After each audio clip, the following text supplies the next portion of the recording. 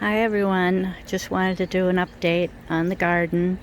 Things come and go in a couple of weeks sometimes, so you gotta show them when you can. The phlox are out right now, these pink ones, kind of a fuchsia pink, and they will last for several weeks, and then I cut all the tops off and they will bloom again very nicely a little later in August. Of course, that means bending over to cut them all off, and I've had a pretty sore hand this spring, so Norm's been very kind and doing a lot of trimming for me. We've had shrubs to trim and you name it. There's always a lot of work having a garden. He wanted to buy this hydrangea this year, so it's pretty young. It seems to be blooming more on the west side. It is the kind that will turn blue if you put more acid on it, which I'm not really interested in having blue flowers in our garden. I stick more with the pinks and oranges and reds. The Joe Pye weed is now blossoming. It is so pretty when it opens up a little bit more even, and the butterflies are all over it then. I won't be able to get that in the video yet because that's a little later, but it gets pretty tall. And it is really a wonderful garden perennial that we've had here for many, many years now. It just pretty much has stayed the same size clump. Of course it's expanded, but not that fast, so it really is not something that gets out of control. Here's a back view of the Joe Pye weed just to give you an idea of how big a section that is. It actually creates a privacy fence for us because we do have neighbors on the side of our house. We're the second house in on our street, so we have two neighbors along the side of the house, and this is more for the backyard neighbors. Down here is just one of my many autumn joy sedums that I just keep spreading around. That is also very, very loved in August with pink flowers all over the top of it by the bees and butterflies. So you'll see lots of them. They are very easy to take down in the fall. You can just push the whole thing over with your foot and they break. So I really like them because they're just so easy. We don't have to cut them by hand. I don't remember what this is, but maybe I can put a note in the video when I go get the tag for it. I've got two of them. They did bloom on top with little tiny flowers, but it's just the frilliest grass looking plant, and I really like it. It survived over the winter, so I was very grateful for that because last year was its first season. So I'm really hoping that I can propagate that maybe next year. I'm not going to bother it this year. This is also a lower shrub. It's not a shrub. It looks like one. It is turtle head. And it's just loaded with pink flowers that I will show you later. It's very late blooming, so it's kind of what they say, a last hurrah for your garden. So I really like it. It's just gotten bigger and bigger every year. I just can't get over how this thing is growing. I think it really likes where it's located. It's on a slanted hill here, so it's doing very, very well. There's more phlox over there.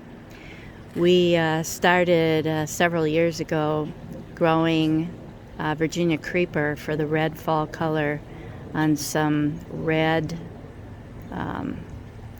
trellises. Different heights we got. Some of them we just couldn't get any more of them. They were very difficult to find all over the Twin Cities, but we bought as many as we could.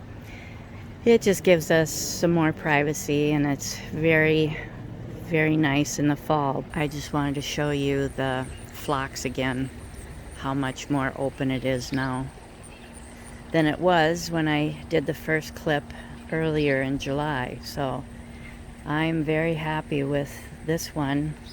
It is a lighter pink, as I mentioned, and it's really fragrant. I didn't know it was going to be that fragrant.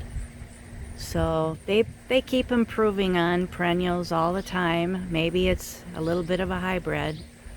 I don't know. We'll see how long it hangs on to these pretty flowers compared to my old phlox that I've had for many years.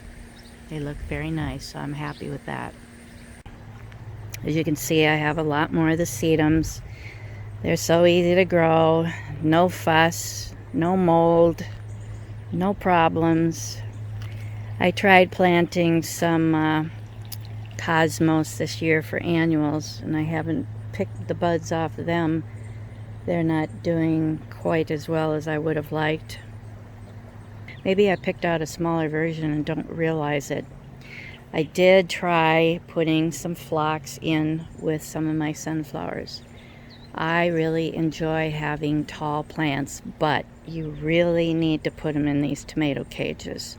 The birds, especially the goldfinch, they absolutely love sitting on my crazy little tomato cages and jumping all over and pulling down the sunflowers, and they just chew them all up.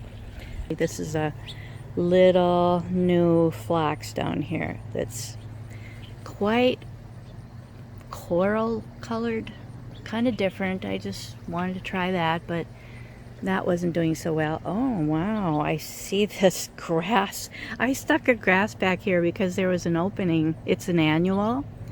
There was just a big opening in my garden from taking Joe Pyeweed out of this section and planting way more of this Philipendula. Now I'm going to forget the name. Isn't that crazy? I came out here specifically to film this tall pink Queen of the Prairie. That's what it is. Queen of the Prairie. Anyways, I love Queen of the Prairie. It's very fragile and it does spread, which is nice, but I usually have to put trellises in back. This is facing the west. I'm looking at the west right now, so that's where storms come from most of the time. But I thought the sunflowers in front of them would help hold them up a little bit, but I've really been changing a lot of things back here in this garden. Because, like I said, we used to have a large section just past these sunflowers here of Joe Pyeweed, and it kept spreading too, and that is hard to cut down and very hard to dig out.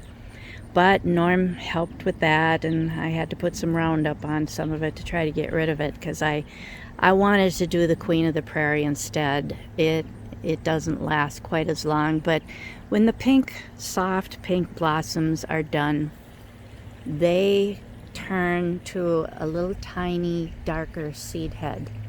So you can leave them up for quite a while and enjoy the darker red color, but they can get broke very easily. They're so fragile.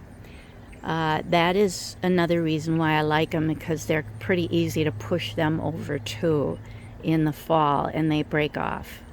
So that is nice. They're falling down here because I just did not have enough fencing right now. It's costly to go buy these heavy trellises, and I'm using some in the back right now. We used to have bluebirds moving in that house all the time, but the sparrows, like I had mentioned in another video, took over. So they did move in the back corner by our little boat. They moved in there, and we've been watching them for over a month now. I don't know what this is. I actually tried to kill it off. I know it's perennial. I don't know why I can't think of it. I have to go dig out a book that is called Natural Landscaping. I found out about it in that book. It's kind of unusual, spiky plant that was I thought it was going to be a little more pinkish flower, but it turned out to be kind of white. So it's pretty amazing that I tried to kill it off last year and it just was determined to come up again. So there's more back around the corner here, and you can see how I'm propping up the Queen of the Prairie with some heavy old trellises back there. The grasses are getting taller. Mostly, I would say the tall seed heads are the ones that are getting taller. I don't know if the grassy clump on the bottom is going to get much taller, but you can see they're already starting to fall out into Norm's way when he's trying to cut the lawn back here. So that's why I have to start tying them up. He'll come out here and help me with it, but they are very fun. And these little seed heads will open up, so it'll get fluffier looking, but they're doing very well. And I'm glad this here red flame grass in between seems to be doing pretty good for its first year here. And I'm very happy that we're going to get some rain tonight. Soon, very soon. It stopped sprinkling on my head, so I can be out here a little bit longer. There's some more of the red flame grass, yes. And this is something different. I think this is called October Sky. We have one way down in the other end, and that is pretty new, so it's not doing so well growing high, but it'll be interesting to see the fall color it might get. Next year, maybe it'll be nicer. Taller, I hope, certainly. So here's our boat, again, from this view. Here's the smaller Joe Pyeweed. I'm thinking it's called Gateway. And then there's even a smaller version they came out with, shorter yet. But anyways, I cut the seed heads off as soon as they start looking a little brownish, even though there's bees hanging around on them trying to get the last little bit of nectar they can find. It's best to cut them off early, or you're going to have them going to seed all over the place. So they're getting their color, and I've taken a lot of pictures of some pretty neat bugs and bees on this plant too. I absolutely love being out here taking pictures or movies of very unusual bees. The sedums here, these big autumn joy, usually, I know I probably have another variety of a little bit different pink color than the original autumn joy. I've a lot of times taken pieces of the plants or divided them and spread them around back here. We did lose the one in the middle this year. It's just hardly anything there, and I believe it's from overflow of the pond. The pond is very low right now, and we purposely did that because it's going to be heavy rain. They said we could get like 2 to 3 inches possible tonight. So we didn't want to fill the pond up and then have it overflow. Chemicals we believe, have leached out, and I've lost some plants, I think, where it overflows and runs down, and even into our yard. We've lost some grass back there. So you got to be careful.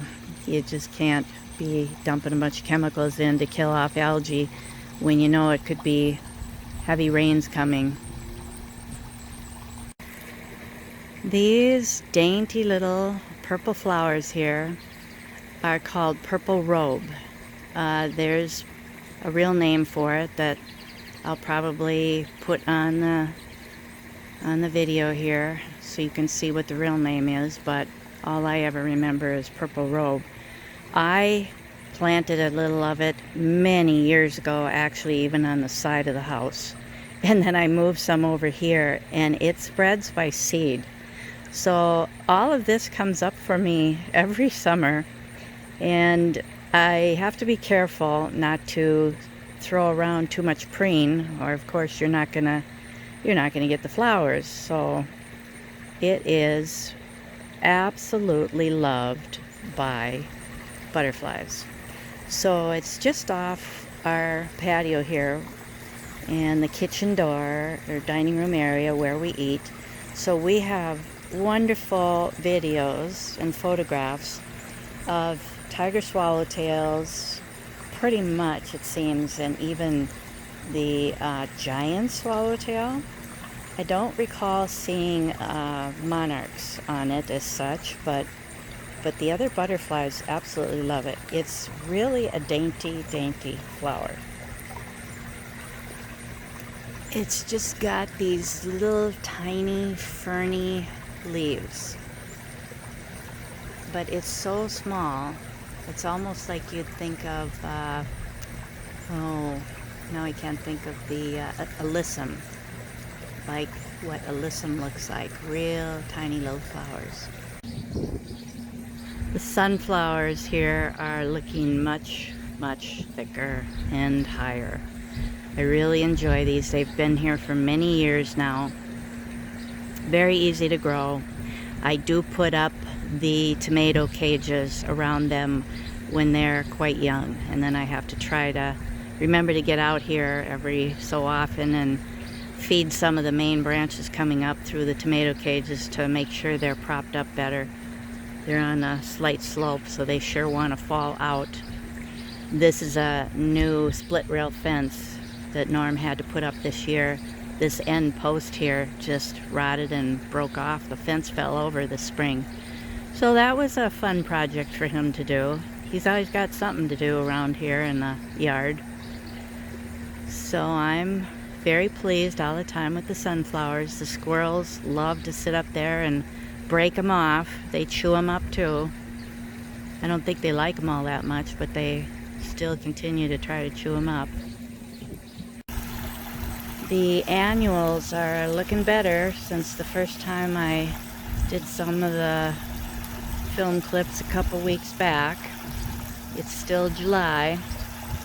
I wanted to show you the cute little yellow zinnia profusion. They're a newer variety. They came originally in a kind of a hot pink and also orange. The pink one is called cherry profusion, and the orange, I don't remember what the orange ones are called, but I love them all.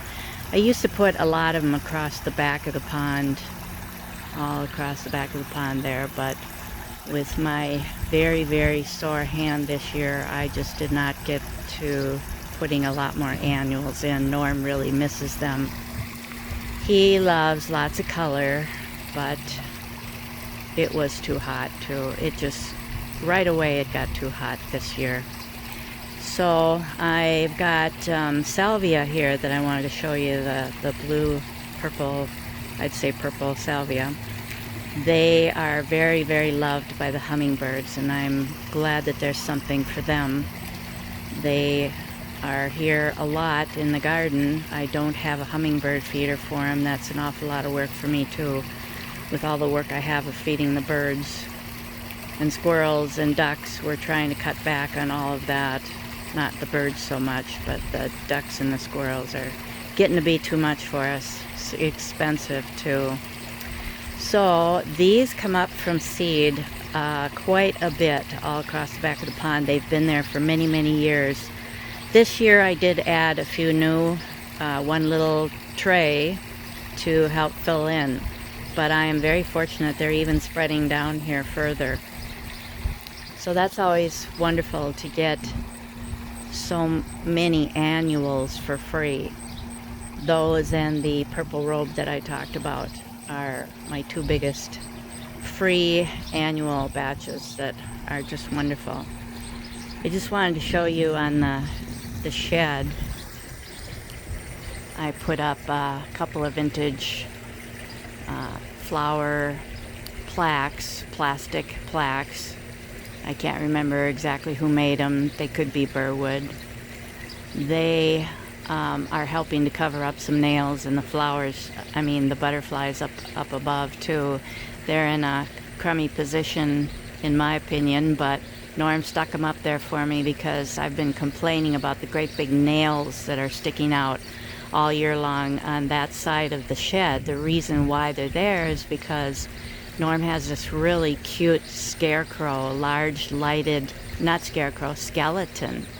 A large lighted skeleton that we'll show you, that is there for the month of October, and you can see our shed front and that skeleton all the way through our side yard out to the street.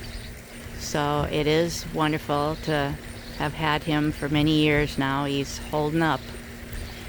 So that's what I'm trying to do, is just cover up those nails. I'll probably be putting a different one, different butterflies up there that are spray painted pink, something different design. You know how many there were of butterfly plaques. I used to have them all over my bathroom, but I've taken them away and started using mirrors.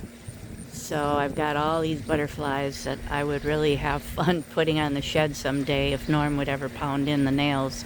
The shed is so extremely hard, he actually has to drill a hole first. I cannot pound a nail in it. The spinning flower we just got this summer, and it's faded already. I can't believe it. It was very pink and yellow and purple, but it's extremely faded. So there's another thing for me to add to my spray painting list. Wow, it's really going now. Nice and breezy. It's much better out today because we had the rain come through last night, so it's still humid, but not as bad.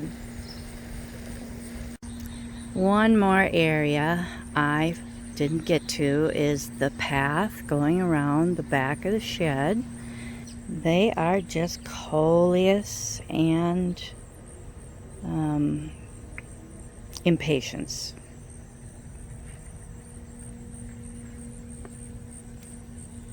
It's the east side over here, so they're doing very well. Glad to see that.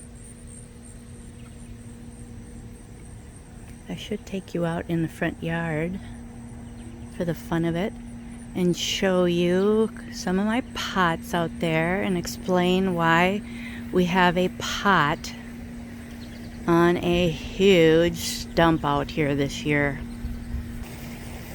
Isn't that the sweetest? I love kitties. We had cats all the time, 1 or 2 cats. We've been married for 51 years now, and most of our marriage we've had cats. But the last one, last February, that we had to have put to sleep was just heartbreaking for us, and we just can't do it anymore. It's so expensive. The vet bills were just terrible. We're always adopting older cats, and we've only ended up with a few years with them before they start having major problems and start costing us a lot, even with insurance. So that's my kitty flag. This last October, Norm talked me into letting him have our Catalpa tree removed. Oh, what the heck?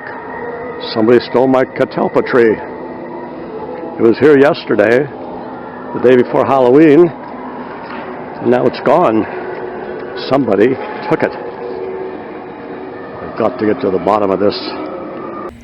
It is a tree with extremely large leaves and gorgeous big white blossoms late in the spring. A very late one to come out with its leaves, and the last tree to blossom in the spring. And it gets long beans on it. The beans are, well, they can dry up. When they fall off, they've kind of dried up. But the shells of these long beans are very hard and hard on your lawnmower blade.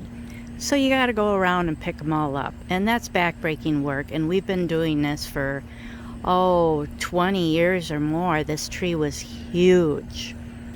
And it was always getting attacked by big black ants, too. That was kind of a nuisance, because they kept wandering all the way up to our house foundation, too.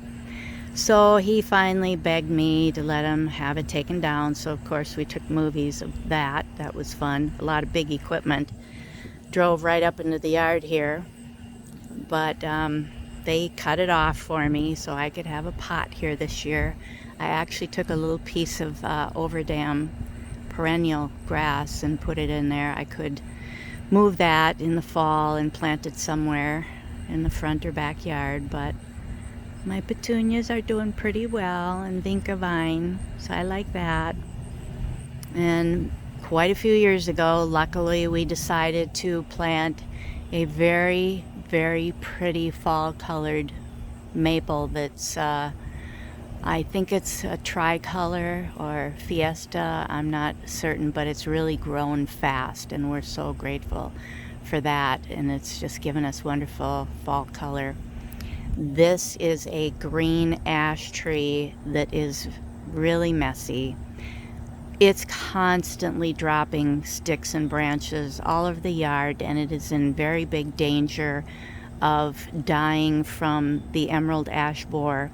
We have videos that I've taken while I was at home and Norm was at work last summer, where the city came around and was dropping these gigantic green ash trees that were planted over 30 years ago in our entire neighborhood.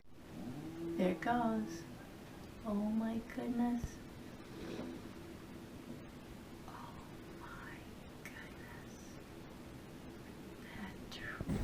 Everyone got a green ash tree for their yard in this development, and if they lived on a corner, they got 2 of them. And the emerald ash borer has attacked our neighborhood, so we don't know how much more time we have before we have to pay for that to be taken down. The Catalpa tree and more trimming of this ash tree last October cost us $1,300, and we were told that was a steal. Now, just a week ago, a large branch broke and it's just hanging there, so that's going to be an expense for us. Way too high for Norm to get up there. So that's very frustrating. This is our split rail fence that we put the pumpkin buckets on in the fall, and put the garden LED solar, I don't know if they're LED, but they're solar lights. We put them in the pumpkin buckets like we showed you in Norm's garage video, and light them up, and they're just so cute at night. And we just screw them in. We put holes in the bottom of them so Norm could screw them onto the split rail fence here.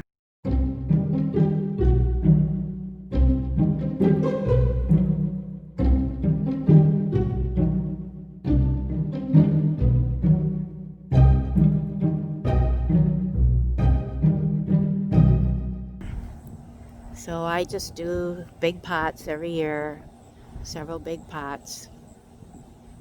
And I got a little bit of phlox there, and that's a very pretty fall colored shrub.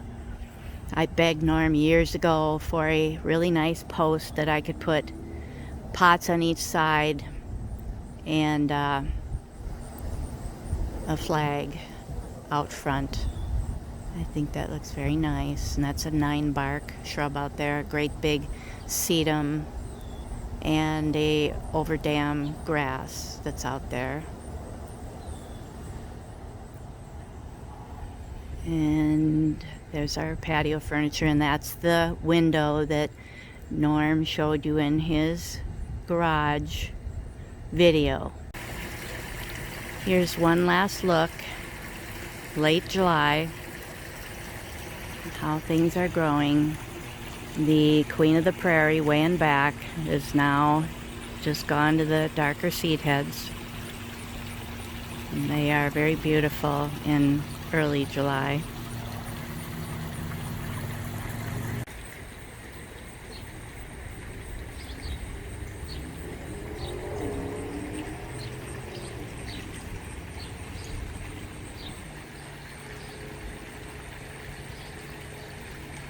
Thanks again for watching our videos.